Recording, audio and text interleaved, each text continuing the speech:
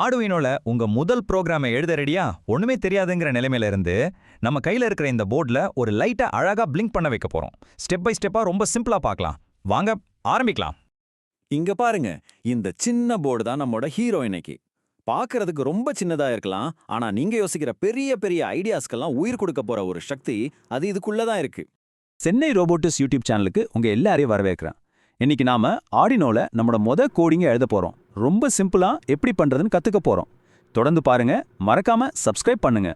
Okay, கோடிங்னு சொல்றதுக்கு முன்னாடி முதல்ல ஒரு முக்கியமான கேள்விக்கு வருவோம். இந்த ஆர்டினோனா அது என்னது? இது எப்படி வேலை செய்யுது? ரொம்ப சிம்பிளா சொல்லணும்னா, ஆர்டினோங்கிறது ஒரு குட்டி கம்ப்யூட்டர் மூல மாதிரி. நீங்க என்ன சொல்றீங்களோ அதை செய்யும். இது எதுக்கு ஸ்பெஷல்னா, இது ஒரு ஓபன் சோர்ஸ் பிளாட்ஃபார்ம். அப்படின்னா இதோட டிசைன், சாஃப்ட்வேர் எல்லாமே எல்லாருக்கும் ஃப்ரீயா கிடைக்கும். கோடிங் லாங்குவேஜும் ரொம்ப ரொம்ப ஈஸி. அதனால ஒரு சின்ன லைட்டா ஆன் பண்றதுல இருந்து மோட்டார்களை சுத்த வைக்கிறது, ஏன் ஒரு முழு ரோபோட்டியே கூட நம்மளால உருவாக்க முடியும். சாத்தியங்கள் கணக்கே இல்ல.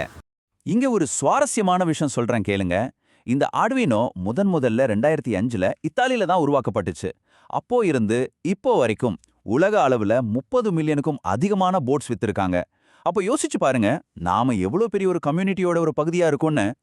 சரி, நம்ம வேலையை ஆரம்பிக்கிறதுக்கு நமக்கு ரெண்டு கருவிகள் தான் தேவை. ஒன்னு இந்த வன்பொருள் மூளை, அதாவது நம்ம ஆர்டினோ போர்டு. இன்னொன்னு அந்த மூளை கூட பேசுறதுக்கான மென்பொருள். இங்க பாருங்க, இடது பக்கம் இருக்கிறது தான் நம்ம ஆர்டினோ போர்டு. இதுதான் நம்ம ப்ராஜெக்டோட மூளை. வலது பக்கம் இருக்கிறது ஆர்டினோ ஐடிஇ. இது ஒரு சாஃப்ட்வேர். இதை நம்மளோட மிஷன் கண்ட்ரோல்னு சொல்லலாம். இங்க தான் நம்ம போர்டுக்கு என்ன செய்யணும்னு கட்டளைகளை டைப் பண்ணுவோம். இந்த படத்தை பார்த்து அடையிலப்பா இவ்வளோ இருக்கான்னு பயந்துராதீங்க. நாம இப்போதைக்கு ரொம்ப அடிப்படையான விஷயங்களை மட்டும்தான் பார்க்க போறோம். சரி, இப்போ நாம அந்த ரகசிய மொழிக்குள்ள போகலாம். அதாவது கோடோட முக்கிய அமைப்புக்கு. ஆர்டினோல நீங்க எந்த ப்ரோக்ராம் எழுதினாலும் சரி, அதுல ரெண்டு முக்கியமான வார்த்தைகள் இருக்கும். அந்த 2 வார்த்தைகளை கத்துக்கிட்டாலே போதும். வாங்க அது என்னன்னு பார்க்கலாம். இதுதான் அந்த 2 மந்திர வார்த்தைகள், செட்டப் அப்புறம் லூப். எந்த ஆர்டுயினோ ப்ரோக்ராம் எடுத்தாலும் இந்த 2ம் கண்டிப்பா இருக்கும். இந்த 2ஐயும் நீங்க சரியா புரிஞ்சுக்கிட்டீங்கன்னா, நீங்க ஆர்டுயினோல பாதி கிணற தாண்டின மாதிரி தான். அவ்வளோ முக்கியம். முதல்ல இந்த வாய்ட் செட்டப்னா என்னன்னு பார்ப்போம். இதை ஒரு ரேஸுக்கு ரெடி ஆகுற மாதிரி நினைச்சுக்கோங்க. ரேஸ் ஆரம்பிக்கிறதுக்கு முன்னாடி ஒரே ஒரு தடவை தான் ரெடி ஆகும் இல்லையா? அதே மாதிரி தான் ஆர்டினோக்கு பவர் கொடுத்ததும் இந்த செட்டப் கூட இருக்கிற கோட் ஒரே ஒரு தடவை மட்டும்தான் ரன் ஆகும். அவ்வளோதான். அடுத்து வாய்ட் லூப். இது என்னன்னா, ரேஸ்ல ட்ராக்கை சுத்தி சுத்தி ஓடுற மாதிரி தான். நீங்க பவரை ஆஃப் பண்ற வரைக்கும் ஓடிக்கிட்டே இருப்பீங்க. அதே போல இந்த லூப்குள்ள இருக்கிற கோட் முடிவே இல்லாம திரும்ப ரன் ஆகிக்கிட்டே இருக்கும். நம்மளோட மெயின் ஆக்ஷன் எல்லாமே இங்கே தான் நடக்கும். ஓகே, இப்போ உங்களுக்கு செட்டப்னா என்ன, லூப்னா என்னன்னு தெரிஞ்சிடுச்சு. இப்போ இந்த 2ஐயும் வச்சு நம்ம முதல் ப்ரோக்ராமை உருவாக்க போறோம். என்ன பண்ண போறோம்னா, நம்ம போர்டுக்கு உயிர் கொடுத்து அதுல இருக்கிற ஒரு சின்ன எல்இடி லைட்டை பிளிங்க் பண்ண வைக்க போறோம். வாங்க எப்படின்னு பார்க்கலாம். இப்போ இந்த 4 லைட் ஸ்விட்ச் கட்டளைகளை பாருங்க. ரொம்ப சிம்பிள். ஒன்னு பின் மோட் 13 அவுட்புட். இது என்ன சொல்லுதுன்னா, ஏய் பின் நம்பர் 13, நீ ஒரு அவுட்புட்டா வேலை செய்ய போற அப்படின்னு சொல்றோம். அடுத்து டிஜிட்டல் ரைட் 13 ஹை. இது லைட்டை ஆன் பண்ற மாதிரி, கரண்ட்டை அனுப்புன்னு அர்த்தம். மூணாவது டிலே 1000. இது ஒரு செகண்ட் வெயிட் பண்ணுன்னு சொல்றது. நாலாவது டிஜிட்டல் ரைட் 13 லோ.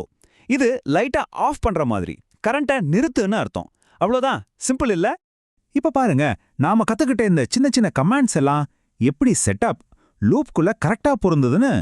செட்டப்குள்ள பின்ன ஒரே ஒரு தடவை அவுட்புட்டா செட் பண்ணிடுறோம். வேலை முடிஞ்சது.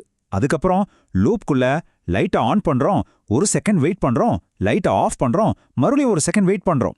இந்த சைக்கிள் திரும்ப நடந்துகிட்டே இருக்கும். அதனால தான் லைட் பிளிங்க் ஆகுது. Code ready. இப்போ இந்த மேஜிக்கை உண்மையிலே நடக்க வைக்க வேண்டிய நேரம் வந்தாச்சு. நாம எழுதின இந்த கோடை நம்ம கம்ப்யூட்டர்ல இருந்து அந்த குட்டி ஆர்டினோ போர்டுக்கு எப்படி அப்லோட் பண்றது, எப்படி அதுக்கு உயிர் கொடுக்கறதுன்னு பார்க்கலாம். இந்த முதல் ப்ராஜெக்ட்ல ஒரு சூப்பரான விஷயம் என்ன தெரியுமா? இதுக்கு நமக்கு தனியா எந்த எல்இடி லைட்டோ வயரோ எதுவுமே தேவையில்லை. ஏன்னா நம்ம ஆர்டினோ போர்ட்லயே பின் நம்பர் 13 கூட கனெக்ட் பண்ண ஒரு குட்டி எல்இடி பில்டின்னாவே இருக்கு. நம்ம வேலை ரொம்ப ஈஸியாடுச்சு இல்லையா?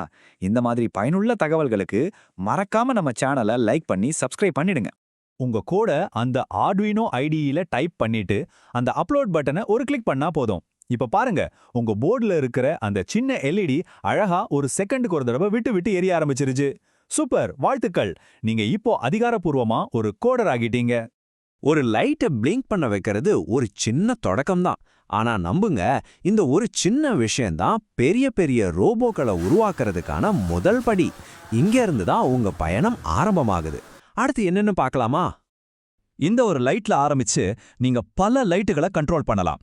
விதவிதமான பேட்டர்ன்ஸ் உருவாக்கலாம், சவுண்ட்ஸ் வர வைக்கலாம், மோட்டார்களை சுத்த வைக்கலாம். உங்க கற்பனை தான் இங்க லிமிட்டே.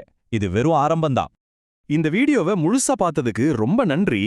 நம்மளோட இந்த பயணம் இத்தோட முடியல. அடுத்தடுத்த கட்டத்துக்கு போறதுக்கு முன்னாடி சில விஷயங்களை ஞாபகப்படுத்திக்கோங்க.